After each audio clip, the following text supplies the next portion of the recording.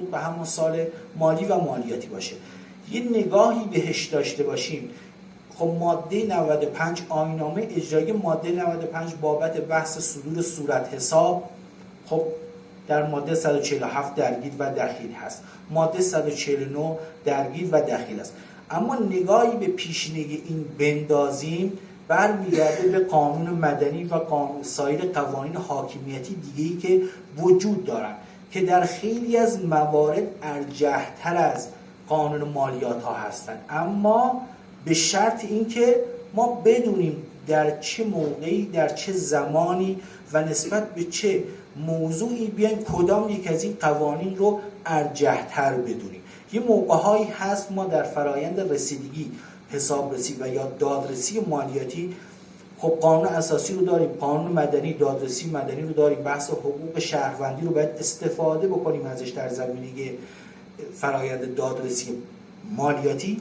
اما نکته‌ای که حائز اهمیت است این که ما بدانیم تشخیص بدیم که کی و کجا کدام یک رو اولویت قرار بدیم. ما قوانین رو داریم اما یه جاهایی شاید حقوق شهروندی بیشتر از قانون مالیات به درد من بخوره در دفاعیات مالیاتی، یا بحث خود قانون مالیات یه جاهایی با توجه به وضعیت و شرایط پرونده من ارجح‌تر از اصلا قانون مدنی جلوه بده. هرچند بر اساس پایه‌گذاری قوانین خب در هر کشوری ابتدا قانون اساسی بعد حقوق مدنی اینها ارجح‌ترن، اما که کی و کجا من از هر کدام از اینها استفاده بکنم هم ملاک و مهم هست. یه جاهای ما در دفاعیاتون اصلا نباید خیلی از موارد رو اصلا بحثش بکنیم، چون اگر ورود بکنیم به برخی موارد 4 تا گند حسابداری دیگمون هم در میاد، پس یه جاهایی ورود نمی‌کنیم. اما برای اینکه ما بدونیم اسناد و مدارکمون منطبق با قوانین و مقررات هست، همونطوری که گفتیم ماده 147 148 149 رو داریم و ماده 95 آیین‌نامه اجرایی ماده 95 برای اینها ملاک است، چون بحث مشخصات صورت حساب و یا قرارداد رو در آیین‌نامه اجرایی ماده 95 ورده. در ماده 169 آیین‌نامه اجراییش برای ما در خصوص این که هزینه هامون رو چطور جمع بندی بکنیم یا اسناد و مدارکمون مهم است. اما پیشینه این قانون مالیات ها یقینا و بدون شک اول قانون اساسی، بعد حقوق مدنی، بعد حقوق تجاری و سایر قوانین دیگه. به طور مثال ما وقتی که میخوایم بگیم که یک صورت حساب یا یک قرارداد رسمیت دارد، چه زمانی رسمیت دارد؟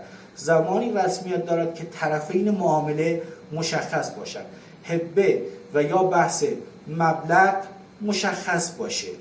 عرض کنم خدمت شما نوع کالای خدماتی که مراوده شده حتما مشخص باشه که اینها برمیگرده به کجا؟ به حقوق تجارت و قانون مدنی. به طور مثال ماده 10 قانون مدنی میگه هر نوع قراردادی که فیما بین اشخاص رد و بدل میشود و به توافق میرسن، نگارش میشه، امضا میشه، نافذ است، مگر اینکه مغایر با قوانین و احکام شرعی باشد. پس بنابراین هر گونه قراردادی، اهم از این گونه قرارداد چون بر اساس خود قانون مدنی میگه که اسناد به دو دسته تقسیم میشن، اسناد رسمی و اسناد عادی. خب پس بنابراین برای اینکه ما حتی اسناد عادیمون هم مورد پذیرش واقع بشه در زمان رسیدگی و حسابرسی، منوط به اینه که چارچوب اولیه رو رعایت کرده باشیم. شاید یک زمانی بنده و مثلا آقای شریفی فرضاً با هم دیگه یک توافقی بکنیم، یک قراردادی رو ببندیم، نریم قراردادمون رو محضری بکنیم، اما فیما بین خودمون بر اساس ماده 10 قانون مدنی، ماده 186 قانون مدنی، ماده 190 تا 195 قانون مدنی رو رعایت کرده باشیم، بین خودمون نگارش کرده باشیم، تمام موارد و خواسته هایی که در قانون مدنی هست را رعایت کردیم. وقتی این رو رعایت کردیم در قانون مدنی، بلا استثناء تمام آنچه را که قانون مالیات ها الزام کرده به صورت خودکار من هم رعایت کردم. چرا؟ چون در قانون مدنی میگه برای اینکه یک قرارداد یا یک معامله وجهه رسمی داشته باشد باید طرفین معامله مشخص باشند، نوع معاملهشون مشخص باشه، معاملهش و یا قراردادشون در حوزه قوانین و احکام شرعی باشد، مغایر با قوانین نباشد، طرفین معامله اهلیت داشته باشند. این اهلیت خیلی مهمه، طرف به سن بلوغ رسیده باشه، از لحاظ عقلی فکری در سلامت جسمی و روحی باشد. وقتی که من اینهایی که برگرفته از قانون مدنی هست رو رعایت کرده باشم، بلا استثناء در قانون مالیات ها هم قابل قبول هست. اگر یک زمانی ما صورت حسابی داشتیم، مدارکی مخارجی داشتیم، برگشت خورد، به طور مثال میگه که چرا این قرارداد فرضاً شماره قرارداد نداره. شماره قرارداد در قانون مالیات ها شاید بهش در خصوص صورت حساب مثلا الزام کرده که بایستی رعایت بشه، آیین موضوع ماده 169 و همچنین ماده 95 الزام کرده که به اصطلاح صورت حساب داره شماره سریال مخصوص خودش باشه. اما اگر یک صورت حساب شماره سریال نداشت، آیا به تنهایی این موجب رد صورت حساب میشه؟ باید بگیم خیر، به دلیلی که من الباقی موارد و آنچه را که اولویت دارن بر اساس خود قانون مدنی رعایت کردم.